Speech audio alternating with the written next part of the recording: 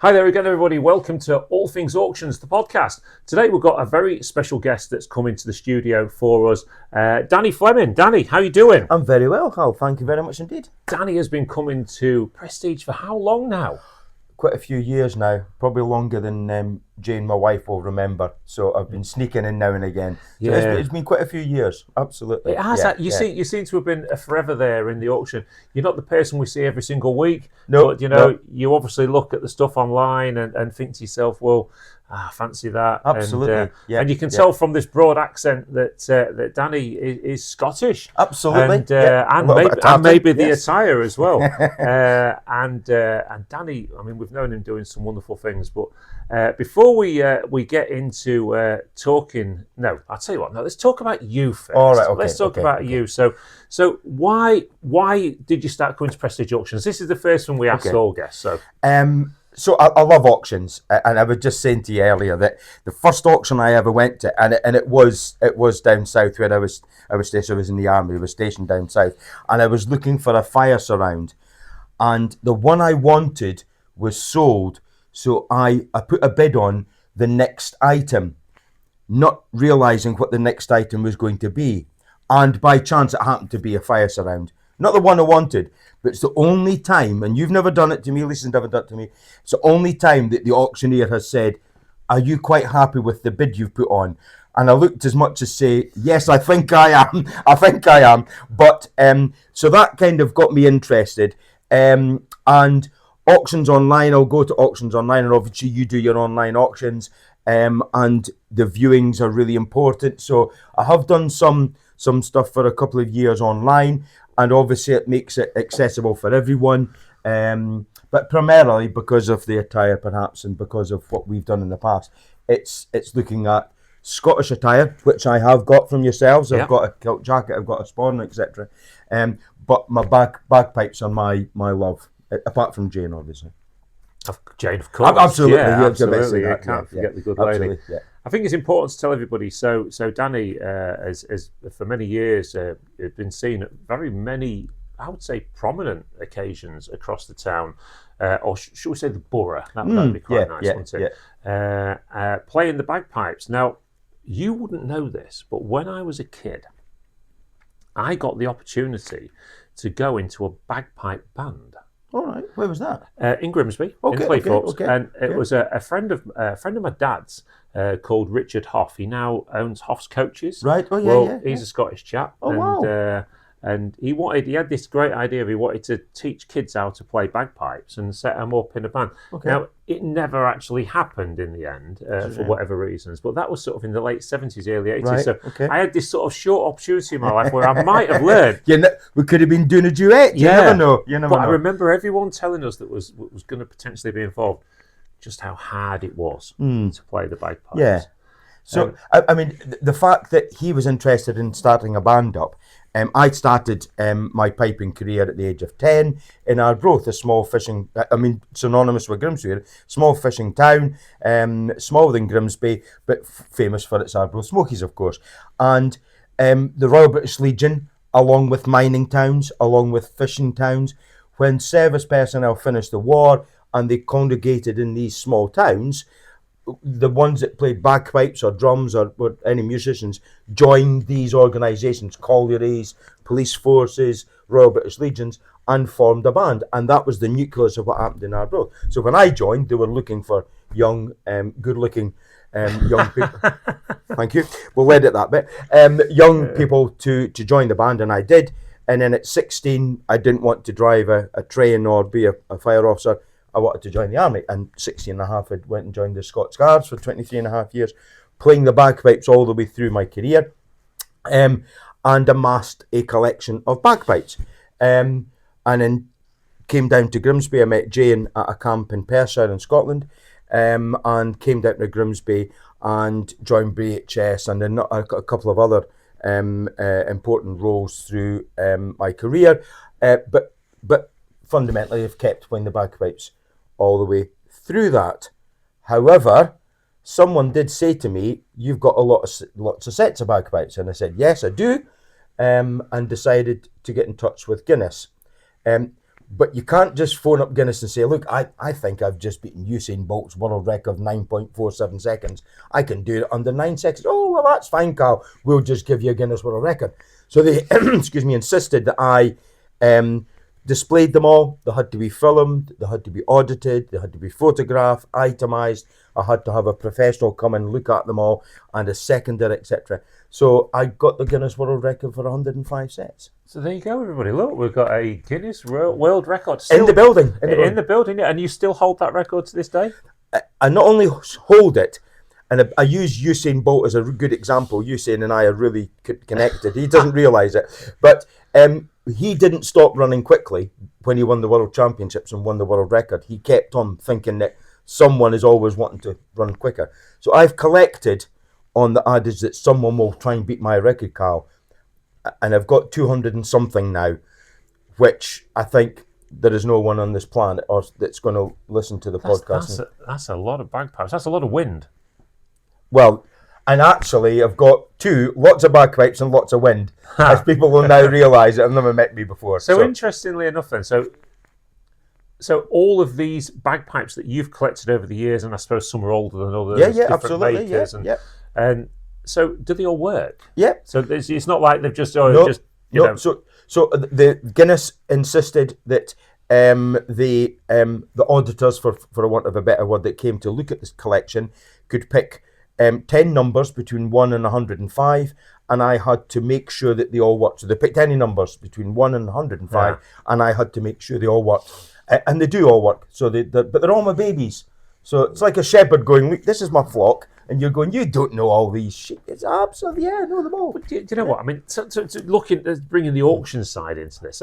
So in auctions, you get so many collectors. Absolutely. Some people's passion is little fairy animals. Some people's passion is brass ornaments.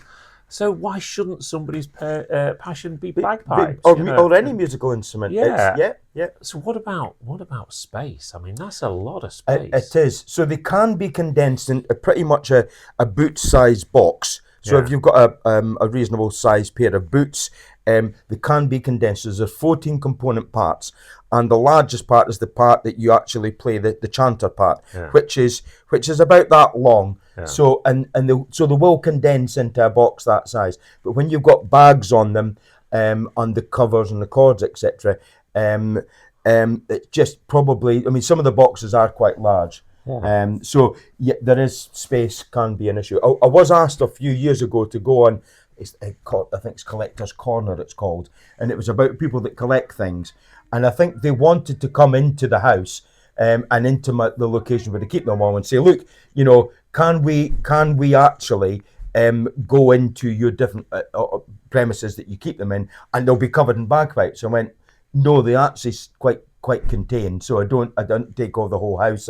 There's few sets there, so they're all over the place. Wow. Yeah. So, well, that's a pretty magnificent collection. So when you're out doing these different events across the borough, I mean, I've seen you doing different events. I've seen you at Blundell Park for various. Playing the pipes, not in midfield. Yeah, not in midfield. No. I mean, them days are probably done. Absolutely. But I think I'm sure I see you. Would you've been there for maybe? Do a lot with the armed forces. Yeah, I assume it was armed forces or something like that. I mean, I can't remember what it was, but I remember seeing you there, and I've seen you doing certain things at the seafront and what have you. Which is quite nice. I mean, I think the thing is, I think there's always something quite, considering that we're not Scottish, but it's almost like the one thing that the English have accepted about Scottish people is a good piper.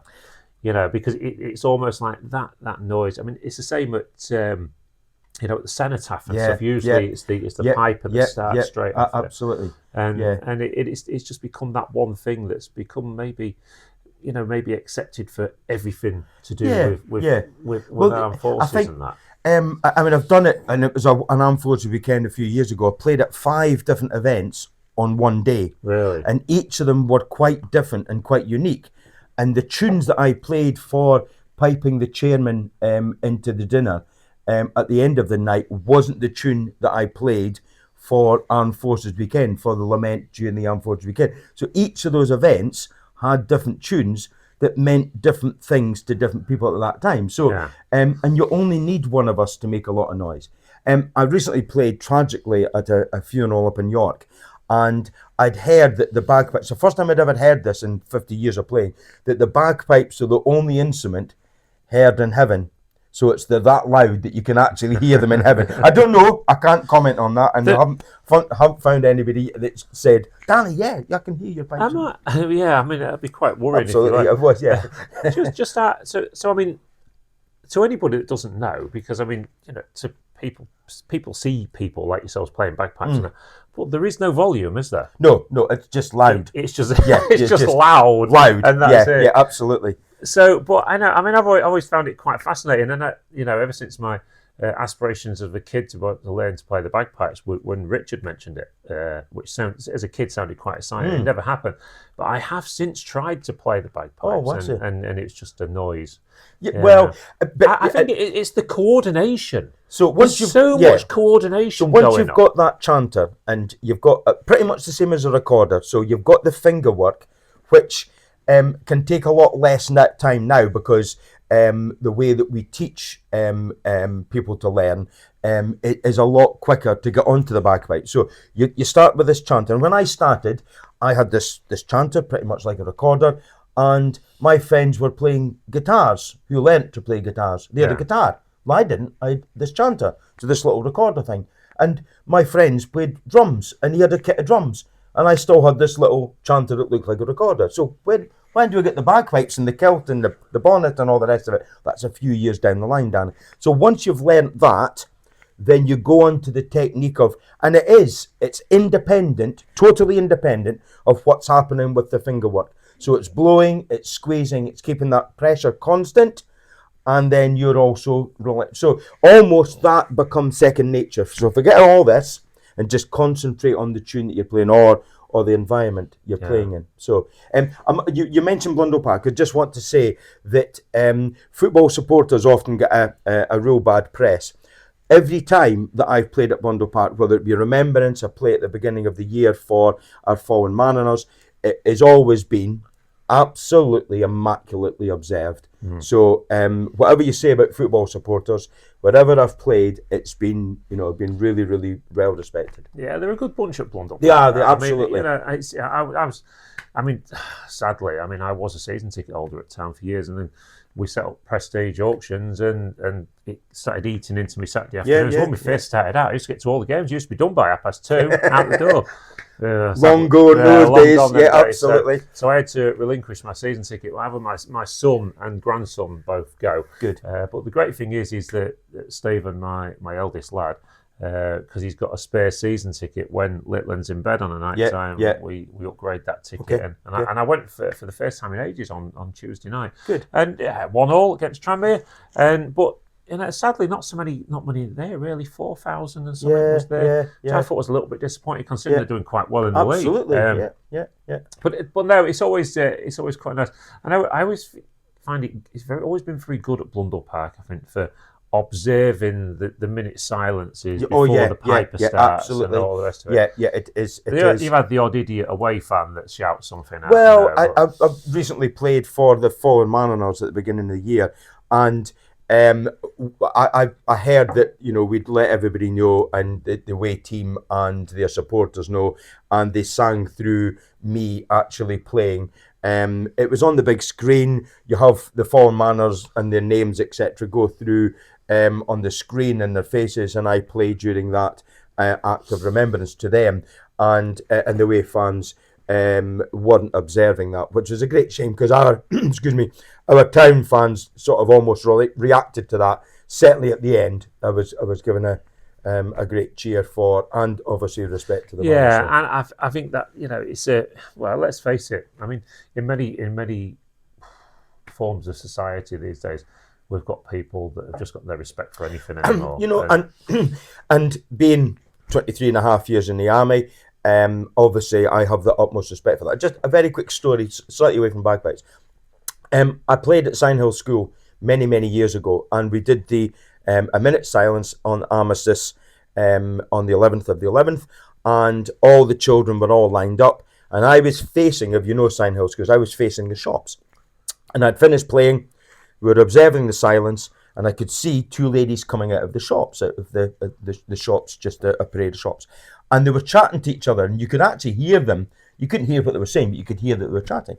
And eventually, one sort of nudged the other and looked across and saw the children all stood there, and me and my pipes, etc., and stopped. And as it was, it's just, the way of the world. A couple of weeks later, I met one of the ladies at something, and I was saying, about the story, and she went, I've got to say, I was one of those ladies. So us older people actually can learn a lot from the youngsters, because they were, and straight lines, they were absolutely, observed that silence impeccably. But it was the older generation that had forgotten about 11 o'clock on the 11th of the 11th. So we can learn from each other. I think, there's something when I was a kid, and sort of the late 70s, early 80s, I remember when a hearse went past, people would stop in the street, and just normal people passing by the day, and if there was an old gentleman with a hat, they'd take the hat off. Correct. Or some people would just stand at the side of the road and put the head down. Yeah.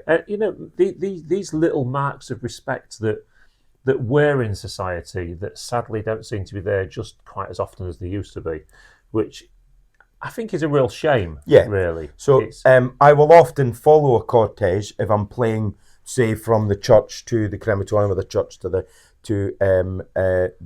burial ground, and unfortunately it's got not to the point where people will stop, but actually people won't let you out of that. Yeah. So you'll be coming out of a junction, they'll have the hearse and perhaps a limousine from the funeral directors, and then everything else is immaterial. Yeah. So I've had to almost nudge, and I think a few years ago, a funeral director gave me "on convoy" written on a piece of card to put in my windscreen so that I could actually follow on, because obviously, for me personally, I don't want to get to a service 10 minutes after the family and the hearse gets there. I got to be there pretty much to welcome them in, etc. So, but we've gone sometimes the other way. We're all too busy doing what we are doing now in our own life, not to care about someone else's grief and say, look, let the cortege out, let whoever's following it out as well. So, just take time out to look after yourself. Me and Lisa was at a funeral of one of our great customers, number 22. That's how long it's been. First day, and we was at his funeral last week.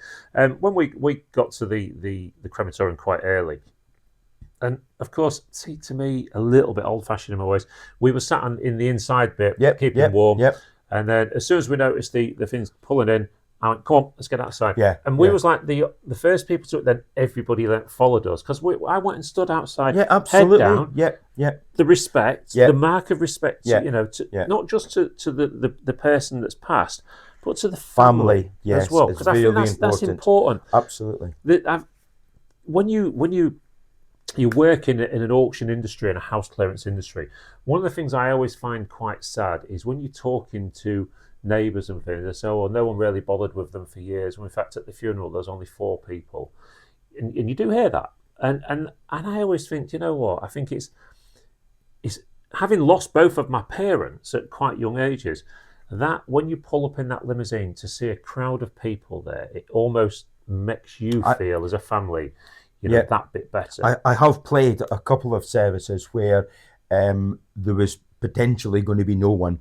So the council were going to send a representative, and I've gone to play, and a couple of those have been military funerals. So we've phoned round armed forces in Cleethorpes are amazing at phoning round and getting standards, getting perhaps representative from their regiment or their organisation to come along to show that actually, although there's no family to see this, but actually, whoever's looking down on us, if there's someone, that they will see that they were respected and what they did for us was important.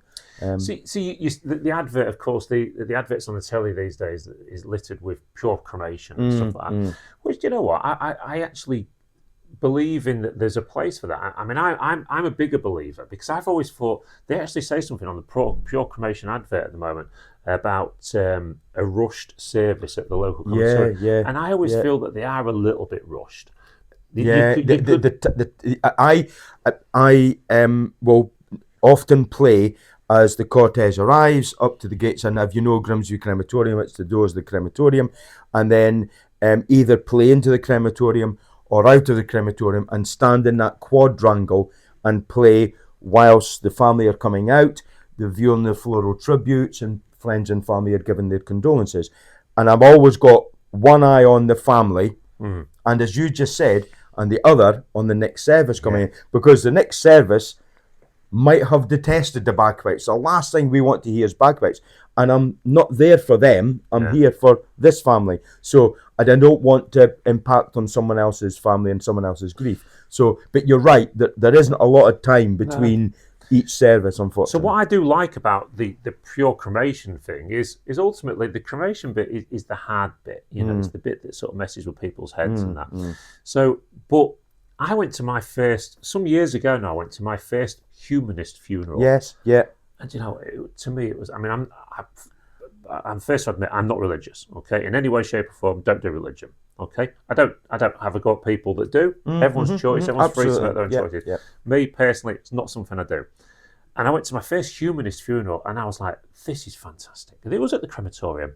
Somebody had got up there and they spoke for all of the time about this person's life, what they'd achieved, what they'd done, about the family. And there was the time wasn't taken up talking about religion and stuff like that. And I thought, this is great. And I'm always to the point now, you know, when you sort of start thinking about things in your own life, thinking, well, do you know what? I won't be bothered so much if it was just a pure cremation. And then they had a service somewhere, maybe in a church hall or whatever, where you've got an hour for the service, and then you stay there and have drinks and sandwiches. And I thought, you know, that would be quite nice to almost. People have got into this mindset, I think, these days of almost planning their own funerals, haven't they? I have attended with the funeral director at a property, and we were struggling to find out if there was any next of kin, family, etc. And in a old-fashioned biscuit tin was the service, everything from the music, the track I would like playing, so track number 3 on side A, through to the order of service, etc. My mum, I was brought up Church of Scotland. My father used to take me religiously, see that pun there, to the old Kirkconnard on a Sunday, and I was brought up as a Christian as part of the Church of Scotland. However, my mum had a humanist service, and I've been to a number of humanist service. And I think what's really nice is, you're right, because there'll be funny bits about Carl's life. That we're thinking about it now. There'll be funny bits that actually need to be included in Carl's life. Because not everybody has a life that is extinct of any form of laughter, a joke, or actually used to do this, which made everybody sort of laugh and giggle, etc. So that's, I think, really important. Because when you go to some services, you think, wow, did the person ever have a laugh at any stage? You know, I'm sure they must have had a laugh, so they must have done something funny in their life somewhere along the line. And you can almost hear that when even if the funeral that was at last week, there was one thing that was said that sort of made everyone chuckle. Good. Just one thing. But, you know, you can't help. Everyone feels so much better if you're happy.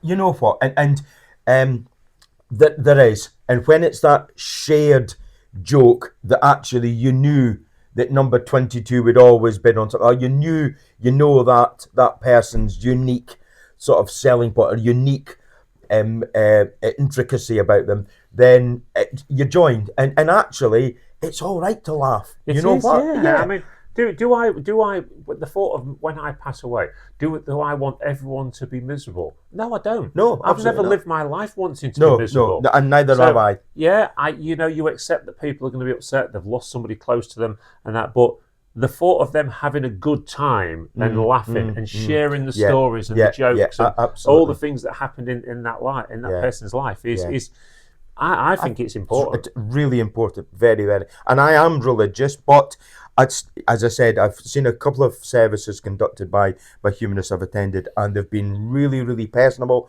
It's really difficult. You know, they've got to, they maybe have never met the deceased, and yet they've got to come across as someone that has an understanding of what their life was like, and that can only be done with people giving their little stories and giving. And let's face it, it's the one day in your life which is your day. Absolutely. Even though you're not there. Absolutely. It's your day. Absolutely. It's only about one person. It's not a marriage. No. It's not a birth of a baby where the parents and the kids are involved. Yeah. It's your day. Yeah. Everyone's there that's coming for you. Yeah. So they won't go. And actually, when you're talking about their one day, and I'm talking about tunes, etc., I've often been told, so this is the repertoire that we would like, please. These are the tunes. Oh, okay. Wow. And actually, a service that I played at recently, they had two really specific tunes that are not normally on the playlist for me. One was Sleep, Dearie, Sleep. You will have heard this. Your listeners, viewers will have heard this. It was played by the Queen's Piper, now the King's Piper, at the death of Her Majesty Queen Elizabeth at Windsor, and at the actual service itself. And that tune was requested by the family because they treated their mum as a queen, and she always thought she was the queen. So they wanted the same tune played. And why not? And you know what? Absolutely. And not? But I had to ask, why have you chosen that tune? And they explained this. You know what? Yes, I can play it, and if I couldn't, I would learn it for you. But absolutely, that's a really good reason to want to tune. You know, and what better way to want to give someone? It's right. I remember going to the crematorium to actually drop some keys off at the reception in there, and there was a funeral going on at the time. And as I was going up the path, I was like, "Oh God, somebody got the car radio on." There was like proper loud rave music being played, and it was in this funeral inside. And you know, you sometimes hear. I've sometimes heard odd comments when I've come out of funerals, and they've gone, "The hell did they choose that song for?" Well, do you know what? Because it was personal to them. Absolutely. Rod Stewart, Sailing. I went to a funeral. It was when I was stationed down south, and Rod Stewart's Sailing was blasting out. I mean, a bit like what you were hearing. It was, wow, that's really loud. Why? And then you listen to his story, and he was a sailor for many years, and enjoyed his sailing immensely. And then it was played again, much softer, but it had the same impact. It was the same tune. Yeah. And it just had you under an understanding now why Sailing by Rod Stewart was so important to them. So, do you have quick question then? Okay. So when your day comes, which isn't soon, it's not soon. Not a young man like yourself. Bless you. So, would you want a piper? I would. Yes, I think I would. Yeah, I like somebody. I think it would sort of be the right tribute. Yeah, for somebody that had played pipes all the life. Yeah, and a Guinness World Record. Oh, bless you. I would like to have pipes, but I haven't yet. Maybe I should think about that after today. I haven't yet chosen the tunes that I would like. I mean, Highland Cathedral. One of my many regrets in life was not composing that tune, because I could have made a fortune on royalties. But it's a tune that was composed about 15 years ago, 20 years ago now, by a German, and used in the Berlin Tattoo. The producer of that tattoo then worked on the Royal Tournament in London, the Edinburgh Tattoo, and brought it across. It has become probably the most requested bagpipe tune with band as well, so regimental band, etc. That I've probably back to the 70s and Amazing Grace, when that was really popular.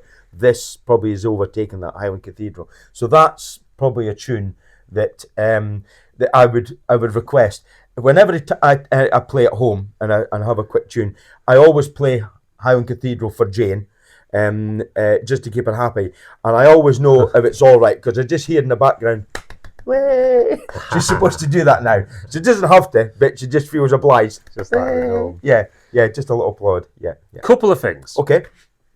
So I'm sure I'm right in saying this, but some years ago, I attended a meal for Dave and Margaret, who owned Dave's place. Yes. At Laceby Manor. You did. Was you the piper? So many years ago, there was a piper there. Many years ago, I went down to Dave's place, and I was chatting to Dave, and I says, "So where are you from?" He says, "Oh, I'm from Arbroath." "So am I." "Where about in Arbroath?" He says, "We're just off Elliot Street." "Well, so am I."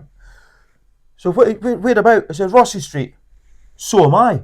So he said, "Well, we were down at the bottom end. There was the low numbers 5 or 7. I said, "Well, it was number 57. The Fleming's at 57. Fleming's, as in Fleming's, the butchers from Arbroath." Oh, for crying out loud! So we're almost brothers by a short street's length. So I was the piper that played. I thought so. Yeah. I remember we got invited. Is was it the Golden Wedding or something? Yeah. And we got an invite to that, and it was a lovely day. It was, yeah. And I remember him because he wore a kilt that day. Absolutely, didn't he? yeah. And he walked in with his lady. Absolutely, and the pipes were playing. There we go. Yeah, great day, great day. And but you see, that's so we've gone from Bondo Park through to services through to wedding celebrations. So. As I said, it just shows you how open it is, absolutely, really. For a piper to be able to come and think. But of course, there is one aspect of your job that not everyone knows about. So anyway, before we go any further, I just want you to watch this video. Back to Prestige Auctions. Most of you thought I was joking yesterday when I told you that Lisa could play the bagpipes, but here we go. She's going to give you a bit of a rendition.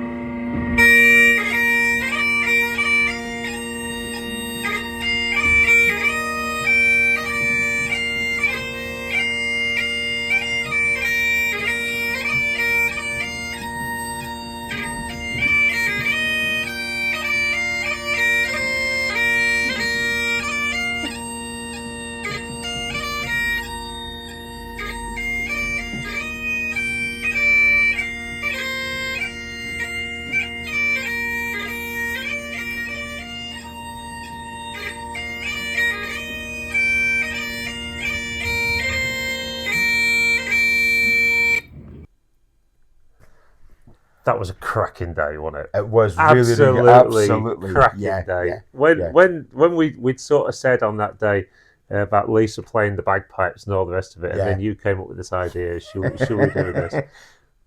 So what was that? What was Lisa's dance all about there? I don't know. I think it was because she didn't have to concentrate on doing anything. I don't have to concentrate. I can do what I want. So I've been on Blankety Blank. I've been on Tiswas. I've been on lots of different shows, radio, etc., etc.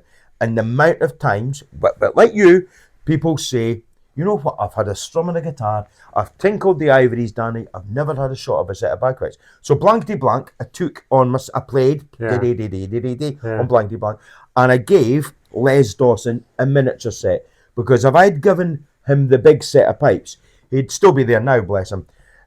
Going. And I remember doing Radio Humberside for it was a Burns event, Robert Burns event, and not David Burns. No. Oh yeah, in fact, I was playing at the High Sheriff's Award a couple of weeks ago, last Sunday, in fact, and he was doing the charity dog race, pancake race, and he was commenting on the dogs that were getting, and he was getting a bit tongue-tied and twisted. Is Burnsy still with Radio Homicide, didn't he? No, did he go? he was just comparing, I think. Right, yeah. Yeah, no, I think they had a big falling out. It's a shame, because I thought Burnsy was quite a good guy. Yeah. Really. So Sally Fairfax was doing this bit about Robbie Burns, so I went along, and she said, "Oh, and can I have a shot of the bagpipes, Danny?" I said, "Of course you can, Sally, of course you can." Bearing in mind, this is radio. Yeah. So I said, "Of course you can." So I handed the bagpipes and went and blew the bag, gave her the mouthpiece to blow in, and she just went, and afterwards she went, "Oh, I really wanted to blow." So if all you can hear is it doesn't make for good radio, Sally. Honestly, it doesn't make for good radio. What are they doing? What are we tuning the channel? What are they doing on the radio? Because all I can hear is Sally Fairfax going and saying she just wanted to blow. So she just no la la la. The family show, Sally, remember that. So she wanted to try it from no air being in the bag at all, but it takes a bit to fill the bag. You've said something that's really piqued my interest now. We'll come back to the Lisa video in a minute. Yeah, Tiswas. You was on Tiswas. So, Trooping the Colour. I would have given my right arm to be on Tiswas. See, if I'd given my right arm, I couldn't have played in the pipes. This is true. So they'd asked for if someone could come on the show to talk about Trooping the Colour.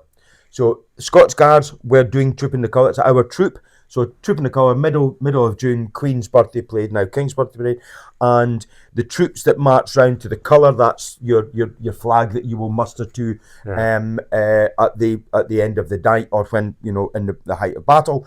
And it was the Scots Guards, so it was bagpipes being played. So I had to explain what Trooping the Colour was about, which is pretty much this, and explain the regimental quick march of the Scots Guards, Highland Laddie, and play it. So full regalia, kilt, bagpipes, banner, you name it, the whole lot. Anyway, so it went down really well, and it's a bit of an educational thing, which was great. Met all the cast, fantastic. So next week, I get another call. Well, my boss gets another call. Could that piper come back again? Because while he was doing that on the telly, there was somebody's little doggy sitting going, when I was playing the bagpipe. Do you think he could be on with all his regalia, a Scots Guards regalia formed in 1642, having played into battles, etc., with playing with this singing dog yelping because he didn't like the bagpipes? And they went, no, we don't mind doing the educational bit, but things like, because you imagine the criticism, piper then upsets dog, there's no animal welfare, there's animal welfare to the pipes and the dog, that sort of thing. So I'm not so sure in the tiswas days that they would have been bothered. they wouldn't have been. It was just my ex-career going out the window. So there's Danny's career. Look, just so did you not get a flan in your face? No, absolutely no bucket of water off your head? Bucket. No. I think I'd have been disappointed. I would have been, but the uniform, so the quartermaster would have been going, yeah. So did you get to meet Sally James? I got to meet them all. Oh, yeah, Sally James. I mean, she was like she was every schoolboy's first crush. Yeah, absolutely. Yeah, she was beautiful. Not so much Chris Tarrant. No. So that was they did. It was. I know that Tiz was a bit manic. So they did want to kind of make it kind of almost sort of semi-sensible. Something normal. Yeah. So was Spit the dog there? Oh yeah, they were all there. They were all there. Yeah. Calgary. What's his name? David, Roger? No, Cal... Calgary. Anyway. Calgary's, yeah. And Spit the dog, Spit the dog. And Trevor McDonagh. Yeah. So that went from there to doing Blue Peter. It was a couple of years ago I did Blue Peter. And again, I think because in my regimental kit, it's, as I said, we're formed in 1642. We've got 94 battle honours, 13 Victoria Crosses. The last thing you would want to do is bring the regiment into disrepute. So tiswas was really a... Oh, yeah, I'm so jealous. Yeah, I don't know, as a kid, when you'd been used to sort of swap shop and stuff like that, and tiswas came on saying, I mean, there were so many people were so up in arms about it, weren't there? Oh, it was just manic. Mary Whitehouse. And, it was just absolutely. I mean, poor old Trevor McDonald. He used to get. I mean, he used to put the big glasses on him and the tip water over him, the phantom flan flinger. And then of course. The tiswas team pretty much went on to do OTT, didn't they? The adult version on a Saturday night, and I just I think you know what, I've had some. You've been quite blessed, really, haven't you? With some of the things that you've managed to do. Yeah. So everything from meeting all the royal family at different occasions, went across to America with the King, now the King, met the Queen on 3 occasions, played for Princess Royal while she was here a couple of years ago for advice service. So I hopefully I've given lots of people lots of enjoyment as well, and I've enjoyed it.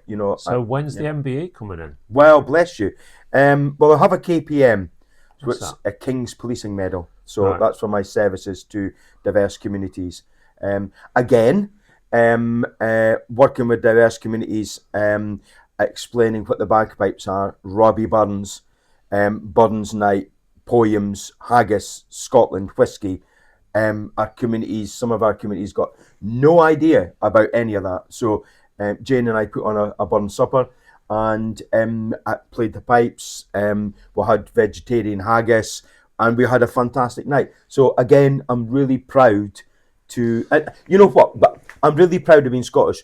But everybody else should be really proud of being English, Irish, Welsh, and I don't get this big divide: Scotland, England, Wales, Ireland.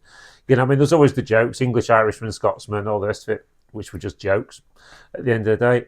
But in fact, to be fair, with those, it was always the Scotsman was always the middleman, wasn't he? Absolutely, he was always the middleman. Yeah. And the butt of the joke was always the Irishman, and the Englishman was at the top. It's how they played out. But I mean, I've only been lucky enough to go to Scotland a couple of times. It was when I worked in my old career for Young's. We did Young's had taken over McRae Foods. and I got spent some time in Fraserburgh, and that was an interesting place. I was working most of the time, but it's interesting to get to talk to some of the people. Yeah. Do you know what I found, which I thought was a little bit upsetting, really, is that most of them didn't like us. It was really. So a few years ago, when Scotland was looking at independence, I was asked about my thoughts on this devolution and independence, and I said, you know what, I fought for Queen and country. I had the honour of meeting. Now, if you know anything about the Falklands, the most synonymous and the most iconic picture was the Royal Marine marching, yomping as they did, back to Stanley with his Union flag flying. And I got the honour to meet him at the unveiling of Royal Naval Monument at outside the Armed Forces Office a couple of months ago now.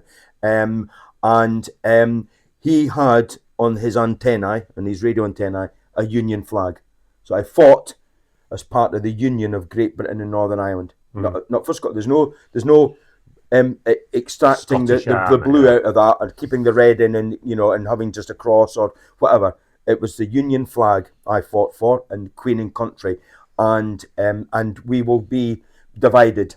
We stand united, and that's really, really important. Very proud. Yeah, but that pride should be felt by every Scottish, Irishman, Englishman, and Welshman. So I know Lisa's uncle was I think certainly one of her uncles' forces was in the Falklands. Yes, I remember speaking to her. He mentioned lots of things, and you talk about different people from different parts of the United Kingdom.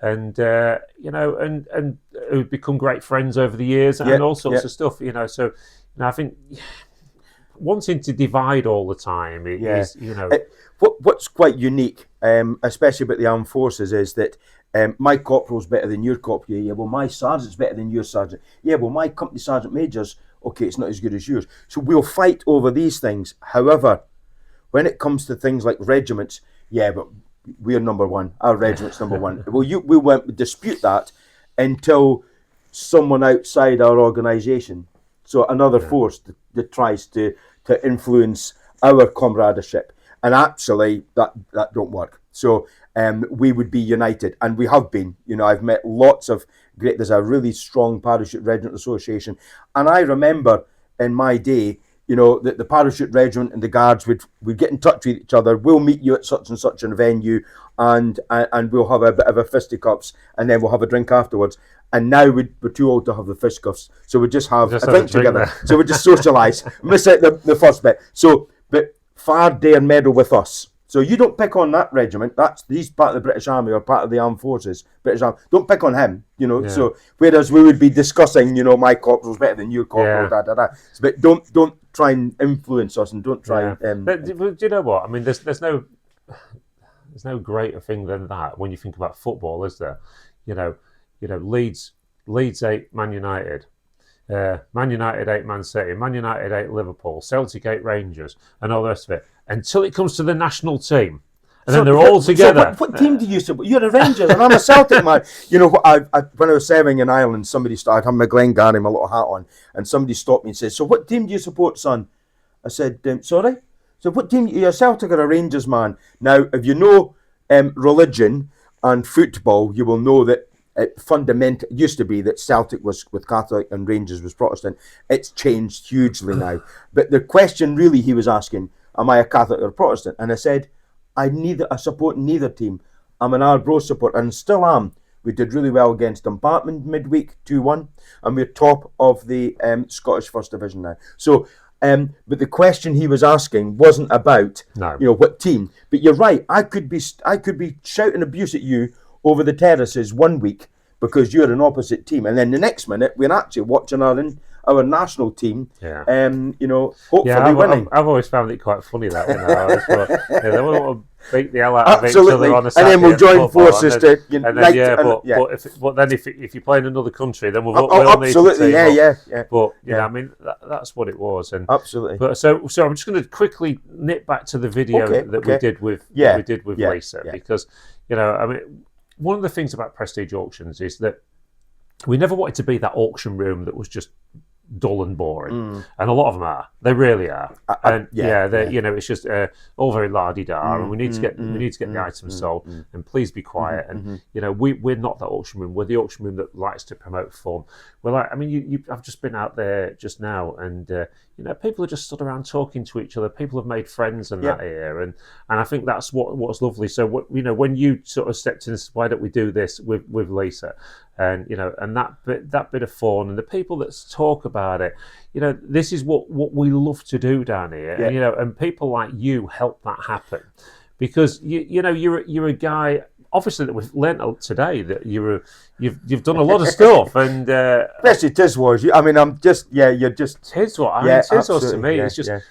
But I've mentioned about meeting the royal family. You're not impressed with that. It's the tiswas. I'm not a royal fan either. No, but if I could have got on tiswas, I'd have been buzzing. You know, well, who would you want to meet, the King or Chris Tarrant? Sally James. Sally James. Well, it's a no-brainer to me. You see? But do you know what? I think what you do. Can I just say to you, what I think you've done in the community over the years is commendable. Thank you. Absolutely commendable. I've seen you at so many events, doing so much stuff. So just for the people out there, if they wanted to use your services, how do they go about getting in touch with you? My email, danielfleming3258@hotmail.com. Or if they are speaking to a funeral director because they are organising a service for someone, then please just speak to the funeral directors. Most of the funeral directors I've worked with in the town, they've got. Obviously, you're extremely well publicised, etc. If they want to get in touch with you, you've got my details as well. And if I can help out, most often than not, it's a donation to a charity. There's a number, especially Armed Forces charities, that I support, and I would be delighted to help out if I possibly can. And do you know what? Me and you have got something in common. We're both passionate about what we do. You know, and you know what? You said earlier about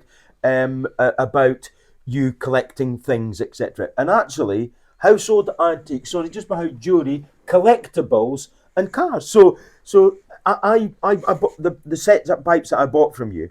Were a part of my collection now. Yeah. So and who's to say that someone buying those brass items are not going to form that unique part of their collection? So you're right. I've always wanted to have some brass door handles, and so, but I might be bidding against someone that actually really needs these, and that's the unique thing. You just don't know potentially why someone is bidding on an item. You sound to me like you have the same mental attitude as I do coming to work on a day-to-day basis. It doesn't feel like work anymore.